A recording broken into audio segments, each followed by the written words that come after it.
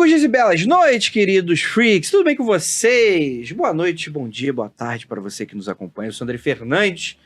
E hoje mais o Mundo Freak apresenta... Vamos cavucar a poeira, né, as cinzas de um grande incêndio, uma grande tragédia que aconteceu recentemente. Um tema que todo mundo adora. O incêndio do edifício Joelma. Assombrado, muitas histórias. Estou aqui para conversar com ele, que escreveu recentemente um roteiro baseado nisso, e a gente vai ter um papo da hora aqui. Meu queridíssimo Rafael Fernandes. Reunindo a família Fernandes de novo. Olha aí, ó. Meu irmão, grande irmão. Mesma mãe, pais diferentes. Pais diferentes. Mas é isso, cara. Pô, fiz um quadrinho aí, inspirado aí no... Não só no Joelma, no terreno como um todo ali, aquela região. É tenso, né? Uma história... Todo mundo gosta, mas ao mesmo tempo é uma história muito pesada.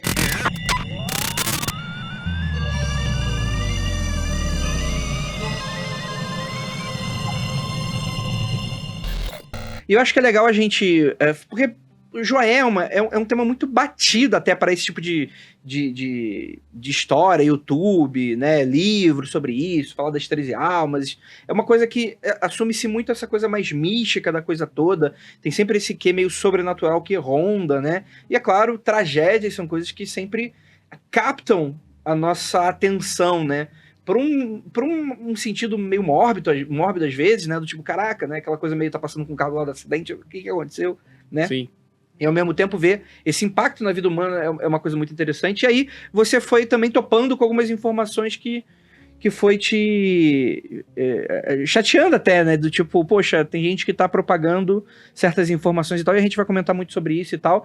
Mas eu acho que a gente pode começar do início, assim, né? Porque pra quem não sabe, o incêndio do edifício Joelma aconteceu aqui em São Paulo, ali na Praça da Bandeira, em 1974, se não me engano, dia 1º de fevereiro.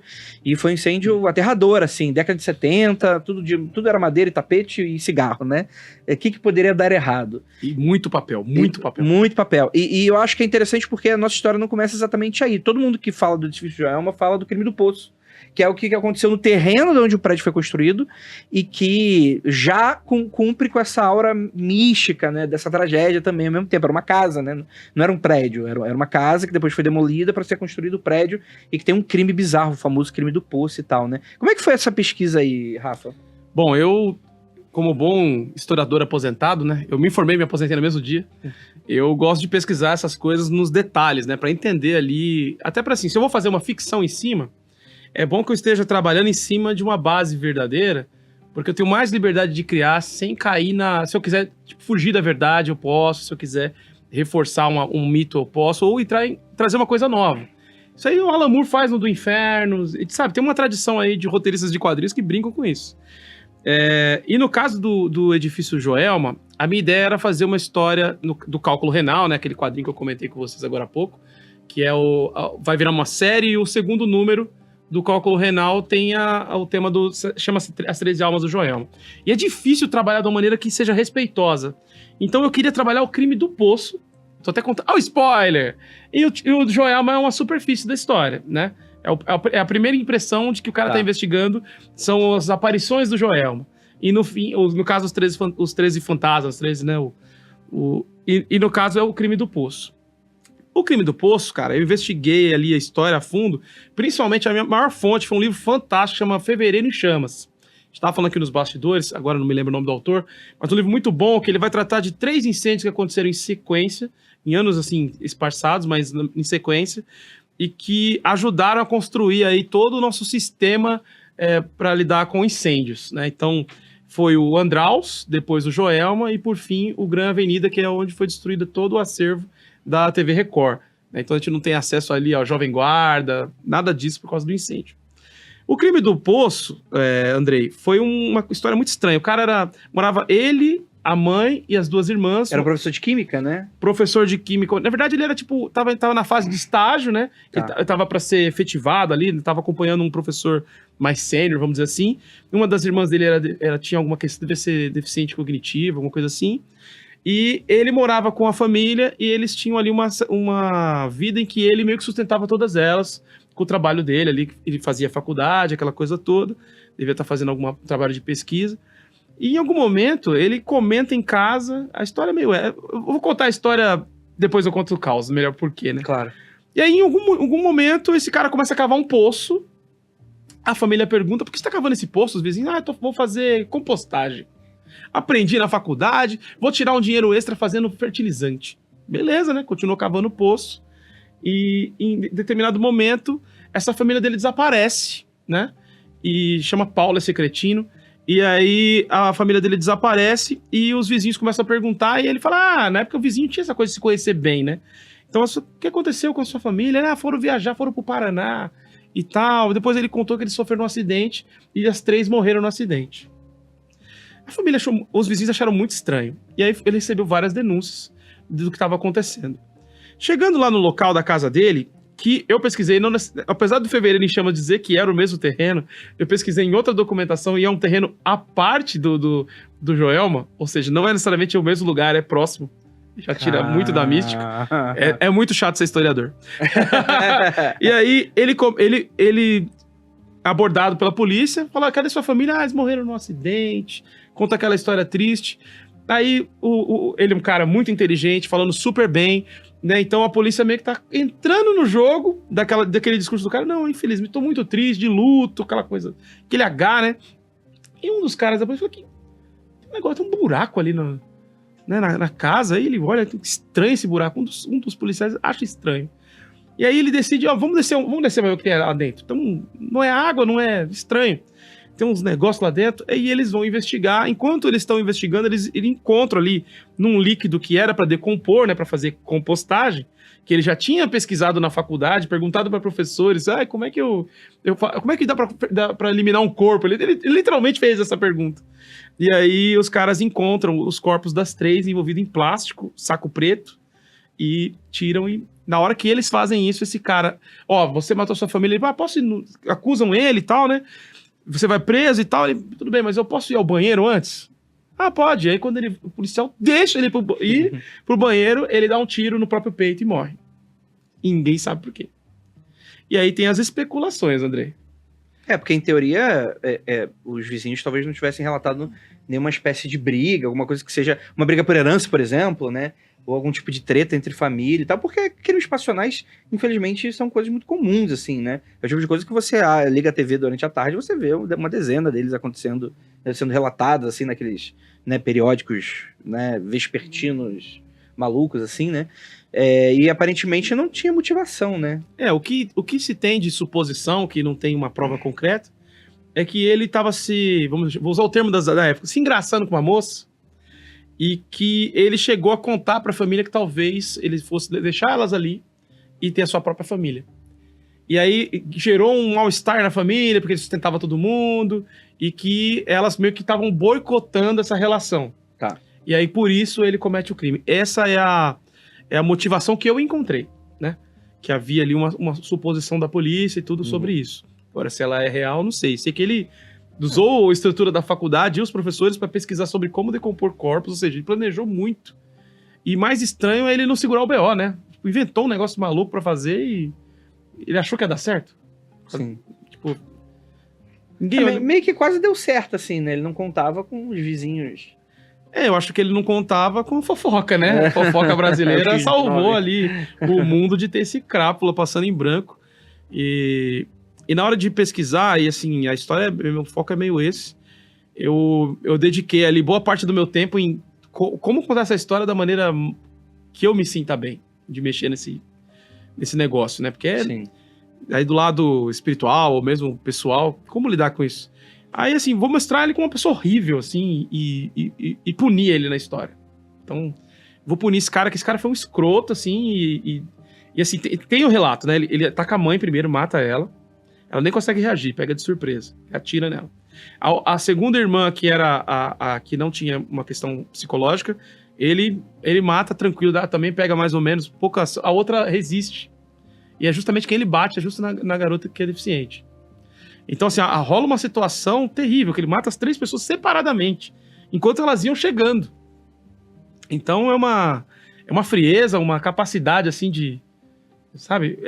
Ele não amarelou em matar todo mundo, amarelou em ser punido. Tipo, um cara muito egocêntrico. É um cara que se achava realmente acima dos outros. Pelo menos é a visão que eu tenho desse merda. O cara tinha um plano perfeito que foi frustrado, né? E ele como um cara que se achava inteligente, tudo... Não queria viver sendo idiota.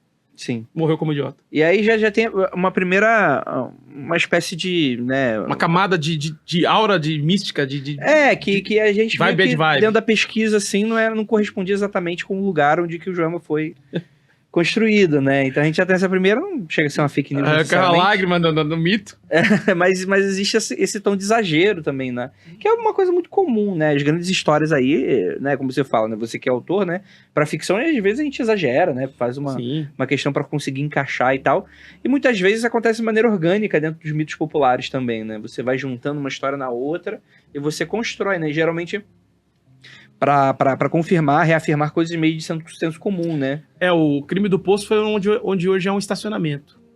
Mas parece assim, que se você olhar a foto de onde era a casa, é um grande terrenão, é difícil dizer onde foi. Tá. É um grande terrenão com uma casa lá no meio, era uma outra época, né? É uma época que a cidade não estava 100% formada. As ruas e tal, então acho que é interessante como a gente não consegue imaginar muito bem como é diferente do que a gente pensa. Até porque quando você vai imaginar a região, né, lá ali na Praça da Bandeira, é muito interessante porque você não consegue imaginar uma casa com um terreno tão grande naquela região, assim, por exemplo, que é centro mesmo, a prefeitura de São Paulo tá ali do lado. Sim. Né? Então você fica até difícil de imaginar, né, uma casa normal, assim, de uma pessoa, né, e depois as coisas vão crescendo, vão evoluindo, mas já tem 50 anos isso, né? Sim. Também necessariamente, né? E aí você chega também no Joelma, né, que aconteceu, o crime do poço, a gente estava vendo, né, 1948, então antes da virada metade ali do século XX, né, 3 anos depois do fim da Segunda Guerra Mundial, e você tem o edifício Joelma em 74, né, então já tem umas boas décadas, boas 2, quase 3 décadas aí, né, e como é que foi essa pesquisa para você? Olha, no caso do Joelma, eu assisti primeiro todos os vídeos que eu pude de gente contando histórias. Tá. Pra entender o que eram os mitos, ou a forma como as pessoas contavam e tal.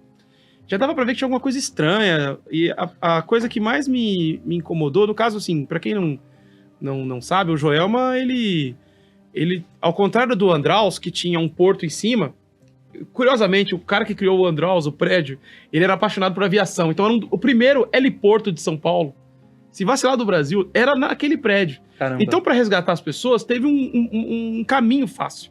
Baixava o helicóptero, subia todo mundo e ia. No caso do Joelma, cara, era um telhado comum.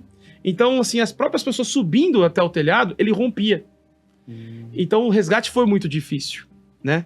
Então, assim, é um prédio que estava totalmente despreparado, parece que tinham várias questões de segurança que não estavam em ordem. Lembrando que nos anos 70 não existia... o computador não era algo comum, então você tinha muito papel, tudo era feito com papel em várias cópias, máquina de escrever, então tinha muito o que queimar. Tapete de madeira, né? Tudo de madeira, mesa de madeira, o equipamento todo de madeira. Tapete também, muito tapete. De carpete de escritório da década de 70, né? Então, quando começa o incêndio, que parece que foi um incêndio, pelo menos na investigação, foi um problema elétrico. Da instalação de um ar-condicionado mal feito. Eu pesquisei mesmo. O ar-condicionado era mal instalado e ele deu curto e ele começou o fogo ali e espalhou. Sempre alguém tem uma gambiarrinha. Tem que entregar logo, o cara tá aqui. E aí faz de qualquer maneira e, cara, isso é um perigo, né? E tem um outro fator que é difícil de saber a origem do fogo, porque naquele tempo, e pela exposição da mídia, os policiais estavam vivendo aquela pressão de quem fez isso acontecer. Sim. Então eles começaram a investigar e o caminho mais plausível foi esse e que dava para provar. Então tiveram pessoas punidas e tudo, mas ainda fica uma sensação de que foi um pouco forçado. Sim. Pode ter outras origens. Poderia ter sido um cigarro. Um cigarro, que era comum fumar no trabalho. Muito comum. Joga ali na lixeira, o negócio não apagou direito, começa um fogo, a pessoa não vê. Dentro de um almoxarifado, por exemplo, escondido ali, o fogo sai do controle e aquilo tudo é um fósforo gigante. Né? Pra você ter uma imagem mental, acho que você vê um episódio Mad Men, você vai ter ideia do que é um escritório daquela época. Sim. Da série Mad Men, né? Então, assim, começa esse incêndio e aí ninguém consegue sair direito nem por cima nem por baixo. Fica que acontece no meio, na metade do prédio. Começa. E aí a galera começa a subir, morre por falta de ar, porque você não só morre queimado, morre também asfixiado. Começa a fazer muita fumaça, muita gente pula. Embaixo as pessoas escrevem calma no chão, não sei se foi com cal, alguma coisa, mas mesmo assim as pessoas pulavam. Diz que o barulho das pessoas caindo, nos relatos que eu li, era o que mais incomodava as pessoas que tinham ajudado no resgate. Diz que é um barulho horrível que não sai da cabeça. Olha isso. É uma história pesada. Sim. E que tem muita gente ainda que é parente de quem morreu ali, né? Então, mexer nisso também, fiquei pensando, nossa, isso é muito complicado, tem que ter uma sensibilidade e tal. Então, eu me preocupei, vou mexer com os fantasmas. Então, a história... O incêndio do Joelma aparece num momento em sonho, e todo o resto eu vou trabalhar... Aí fui pesquisar o quê? As 13 almas lá do Joelma. É, porque o mito fala que 13 pessoas foram para dentro de um elevador durante esse desespero, né? E, o que é algo extremamente desaconselhável. Sim. E aí, enfim, nunca mais conseguiram sair, né? E aí, em teoria, tem aquela narrativa, né? Que ficaram até difícil de identificar, né? Uma grudou na outra e tal. É uma coisa bem mórbida, assim. Meio Society, né? A Sociedade dos Amigos do Diabo, sabe esse filme? Não, eu não conheço.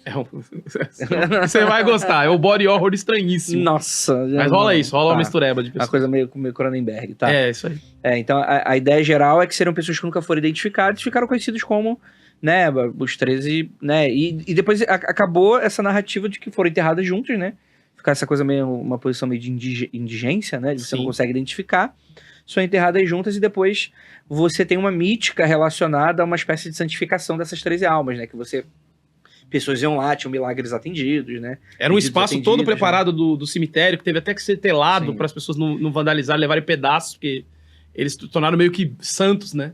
E aí eu lembro até, tem um Linha Direto Mistério, né, da Rede Globo, né, que fala, tem uma entrevista ali que fala que era um funcionário do cemitério, que contou uma história que à noite ele começava a escutar uns gritos e tal, aí ele pegava um copo d'água e jogava em cima da lápide, aí acalmava. É uma história, né, é impactante, assim, nesse sentido. E aí a gente descobre que não foi nada disso, né? Tem muita coisa ali. Bom, primeiro que tinha uma pessoa que, sensibilizada pela situação, manteve os túmulos em ordem, pagava para eles manterem tudo certinho. Então até essa lance mas os túmulos são perfeitos, quem que não nasce mato, não sei o quê. Era uma pessoa que pagava para manter ali tudo direitinho. Na pesquisa do livro Fevereiro em Chamas, principalmente, eu identifiquei ali uma coisa interessante. Ele conta que, na verdade, o processo das 13 almas não teve nada a ver com o elevador. Diz que morreu uma pessoa no elevador. Até porque os elevadores ficam fechados. É desaconselhável. Todo mundo sabe que não pode pegar elevador no incêndio. Por isso que tem uma escada de incêndio. E terremoto. Tá acontecendo alguma coisa no elevador, tu não pega o elevador, né? Porque ele vai parar de funcionar se cair a eletricidade. Sim. Então, rapidamente, o autor aqui, tem 2 nomes aqui. Na Amazon tá Silene Victor. Pega a capa do livro. Adriano Dolphy. Perfeito. Adriano Dolphy. Então, Fevereiro em Chamas é do Adriano Dolphy. Perfeito.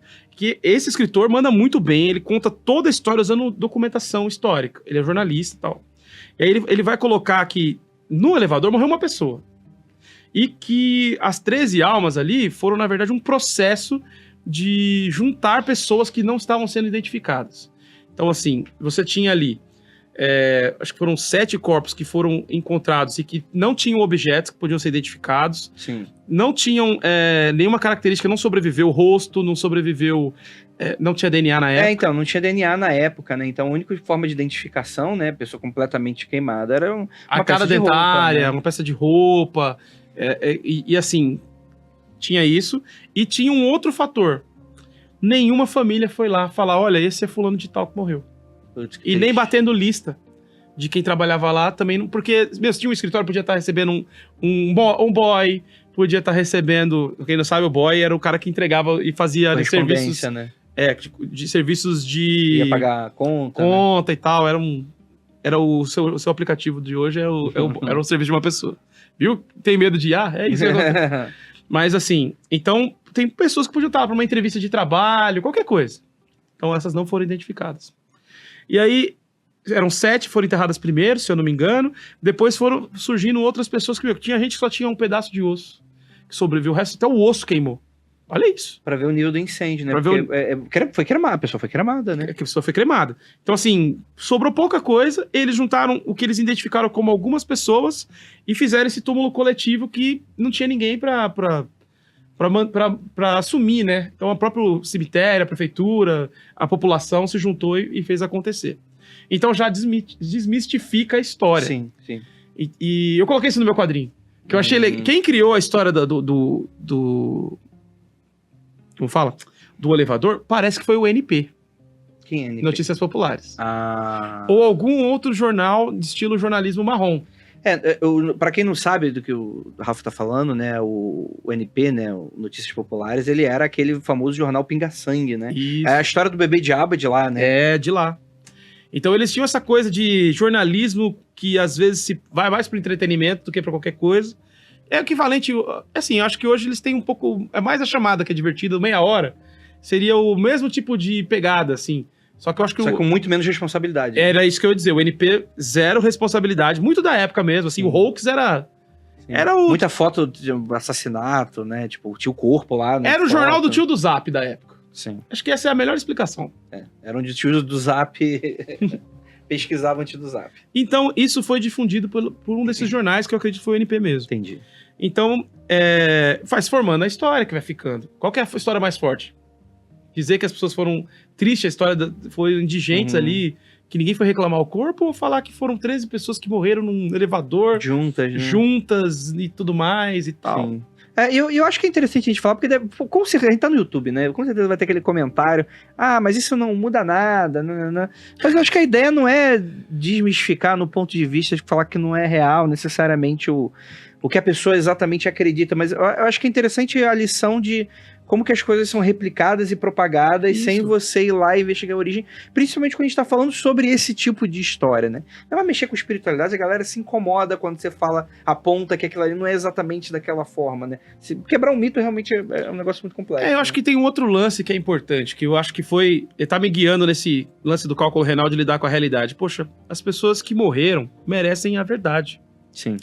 O máximo que a gente conseguir contar de verdade sobre essas pessoas, eu acredito que a gente tem que fazer. Sim. Mesmo que eu esteja fazendo uma ficção, eu coloco o momento em que acontece isso. Mas isso aí foi inventado por um jornal. Ó. Na verdade, aconteceu isso. Tem uma conversa entre o personagem que está investigando e um jornalista. É um cara que coleciona coisas que a televisão não tem coragem de pôr no ar. Tipo, ele tem uma coleção de recortes de jornal, ele compra filmes de incêndio, de não sei o que, um cara meio maluco. E aí é esse cara que fala pra ele, isso é tudo groselha, quem manja mesmo sabe que foi assim, assim, assado. Entendi. E que ele é um bitolado, ele é o mundo freak da época, né? O que elogio maravilhoso. Então, assim, tem essa brincadeira ali na história, mas a ideia era mesmo desmistificar isso, que eu fico pensando, poxa, as pessoas já são indigentes. Tipo, ela foi enterrada como uma pessoa que ninguém sabe quem é. E ainda tem uma história mentirosa em cima. É muito pra uma pessoa, né? Então, assim, para além do místico, para além do... E aí, fiquei pensando nisso, né? E outra coisa que é curiosa no Joelma são as aparições, né? Sim. E causos que a gente tem hoje, né? No prédio que mudou de nome, nem vamos falar para não ter problema, mas que ele muda de nome. É que hoje é um prédio comercial, convencional e tal, Isso. né? Você não pode ir lá simplesmente com a câmera e falar, vou gravar fantasma aqui. Não, ninguém vai deixar você entrar, né? Eles são bem chatos com isso, aliás, né? Mas tem histórias, né?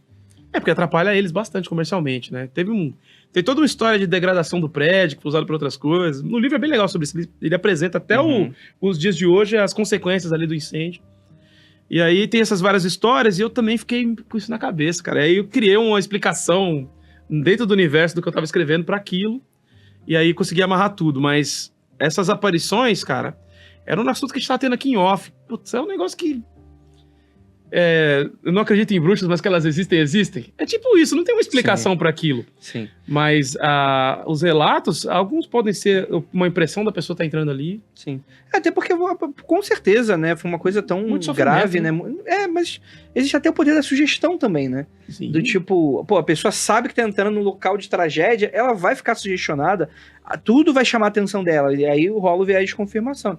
Mas também a gente pode ir para um lado mais believer, né? A gente pode ir para dois fatores também, né? Esse lado meio nessa atmosfera psíquica de energia sofrimento, residual, né? e tal, etc. Que às vezes não tem alma nenhuma ali, não tem espírito nenhum ali. É só um mas sentimento. Fica marcado ali como um papel carbono na realidade, né? Alguns esotéricos acreditam nesse tipo de coisa, né? Não é nada. Eu gosto daquela pira também que o cara usa muito no... Quer ver que é aquele diretor que faz o Mansão Bly, não sei o que é aquela teoria do Einstein, do tempo é uma coisa única, não tem passado, presente e futuro, é tudo ao mesmo tempo. A gente que é uma máquina que tem uma dificuldade de percepção que só consegue entender uma temporalidade por vez. Então, na história acontece isso, né? Os fantasmas da casa são as pessoas que já tinham vivido e que iam ainda viver os dramas que eles estavam sendo assombrados. Eles estavam sendo assombrados pelo futuro deles, né? Então, isso é muito interessante. Sim. E, de certa forma, coloca um ponto é um pouco místico, de certa forma, é ciência Claro. mística, mas faz bastante sentido Sim, também. sim. É que aqui no Brasil tem tradições muito fortes, né? Do tipo, não, aí virou santo, né? Daquela coisa de Sim. santificar, etc e tal. E às vezes as pessoas se incomodam da gente discutir isso em outros termos e tal. Mas as possibilidades são inúmeras, né? E eu acho que o interessante desse tipo de trabalho é justamente, né? Foram pessoas que nunca foram identificadas no ponto de vista de ninguém teve o interesse de ir lá procurar. Isso é muito triste, né? Isso é maior que isso deveria ser maior que o mito, né? É muito... É assim, foram descobertas. Acho que quando você está escrevendo uma história baseada em um caso real, e aí eu sei que vocês já mexeram com isso bastante também, a gente acaba se sensibilizando para um troço que aconteceu há muito tempo atrás. Sim. E eu acho que isso é muito importante. Porque a gente não pode ser apático com as coisas ruins que aconteceram. É tipo assim, aconteceu a pandemia. A gente que estava lá dentro dessa pandemia encontrou um jeito de Lidar com aquilo, dessensibilizar aquilo para lidar, sabe? De perder parentes, amigos, de ver gente morrendo, notícias de 4 mil pessoas morreram só disso naquele dia. Tipo, um negócio meio chocante, né? Mas que eu acho que no futuro as pessoas vão olhar e falar, olha isso que aconteceu, olha como as autoridades se comportaram na época, como as pessoas se comportavam na época. Tinha vizinhos que davam festa, cara. Eu entendo a pessoa ir trabalhar, precisar, né? Porque não tem jeito, né? Todo mundo tinha que lidar com várias questões. Agora o cara dá uma festa, não tinha... É tipo dar uma festa numa casa que acabou de morrer alguém, sabe? Você não sabia se o seu vizinho tinha morrido alguém, e tinha.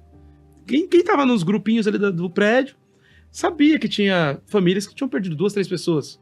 E o cara tá dando uma festa. Então, eu acho que é um equivalente, se você pensar bem. Então, o tratamento que você tem que dar pra essa história é sério, é tentar trazer uma reflexão. Então, foi o que eu busquei no quadrinho, né?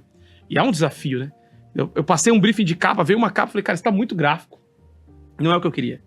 Porque acaba mostrando ali as pessoas pulando. Eu falei, cara, isso é demais, assim, tipo, sei lá, a história nem sobre assim, sabe? Rolou a pessoa dá uma emocionada, né, na hora de Não, ele pensou em arte, ele não pensou no que tava... E o meu editor falou, poxa, você se aterrorizou com a sua própria ideia. Eu falei, não, é que não é questão do terror, é questão do respeito. Passou aqui do que eu queria utilizar essa história pra abrir uma reflexão e ela tá causando um efeito que eu não queria. Então, essa é uma responsabilidade do contador de histórias, né? Que você tem que ter.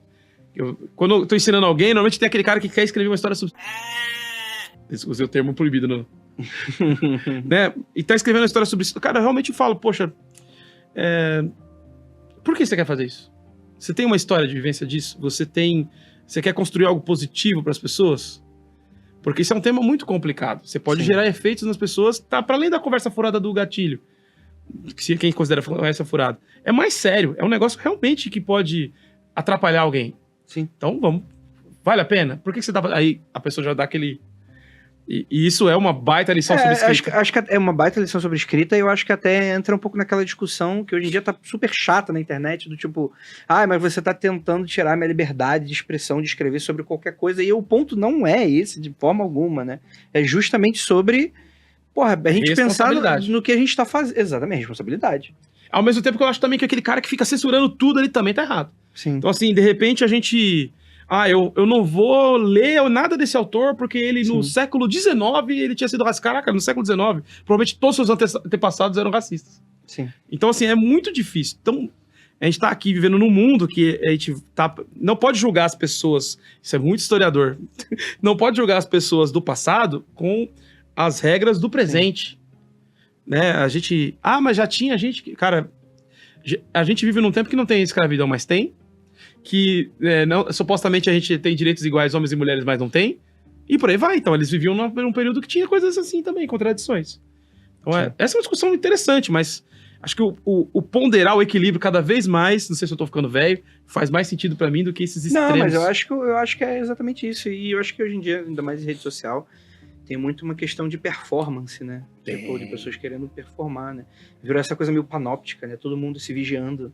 E aí existe uma performance que precisa ser feita, Foucault, sorri do inferno pra todos. Mas esse é assunto para outro vídeo. Gostaria muito de agradecer meu queridíssimo Rafael Fernandes. Gostaria, inclusive... Vamos tirar esse ar mórbido. Mórbido. E vamos falar de coisas legais. Estamos falando no YouTube sobre coisas legais. A gente lembra de pessoas incríveis, né? Que enfim, né? Que são retratados ali na ficção. A ficção é uma coisa maneira da gente trabalhar. É uma porta, um portal incrível pra gente falar sobre isso, né? E aqui no YouTube também é a mesma coisa. Rafael Fernandes, fala um pouquinho do seu trabalho. Onde que o pessoal leu esse quadrinho, né? Que você estava tão mencionando aí? Bom, vou começar por ele conectando aqui. Tô falando aqui do Cálculo Renal, né? Que é o quadrinho que mistura horror cósmico com true crime. E que é justamente a obra que eu tenho que lidar com essa contradição de fazer ficção usando relatos históricos e buscar uma historicidade ali, um respeito ao que aconteceu de verdade. Esse aqui primeiro é sobre o crime da mala, mas a gente acaba também trabalhando os próximos. Vou fazer 8 edições, virou uma minissérie. Olha aí. E a segunda é As 13 Almas do Joelma, a terceira vai ser Máscaras de Chumbo. Vou lançar 2 juntos. E aí a gente tá trabalhando nisso, eu, o Danilo Dias e o Canedinho, para entregar esse material em breve. E provavelmente lá para outubro, novembro, certeza Comic Con, as 2 edições estão prontas. Spoiler, inclusive, do nosso próximo vídeo, né, daqui. Gostaria muito de agradecer a galera aqui do R1 Space. Gente, olha que legal aqui o nosso cenário maravilhoso. Você gostaria de gravar num lugar maravilhoso como esse? Dá uma olhada, as redes do R1 estão aí aparecendo para você acessar no Instagram. Manda uma DM para eles, eu tenho certeza que você pode ser, né? Pode vir aqui gravar também, né? Um combinadinho aí entre vocês. Gostaria muito de agradecer, estamos gravando aqui no World Trade Center em São Paulo. E, poxa, agradecer demais essa parceria. Então, quem ficou interessado aí no Cálculo Renal ou qualquer outra HQ minha, você pode me procurar aí nas redes sociais. Eu tô no Instagram como Rafael com PH, Fernandes com S extra no final, ou a Editora Draco, @Editora Draco. A gente vai estar com esse material provavelmente já lançado aí, então acompanha. Cálculo Renal completo, Apagão, entre outros quadrinhos meus, você encontra por lá. É isso, valeu e obrigado aí, Andrei, pelo espaço sensacional aqui no evento. No programa, que é um evento. Que é um grande evento, exatamente. Vários elogios aqui hoje, então é isso.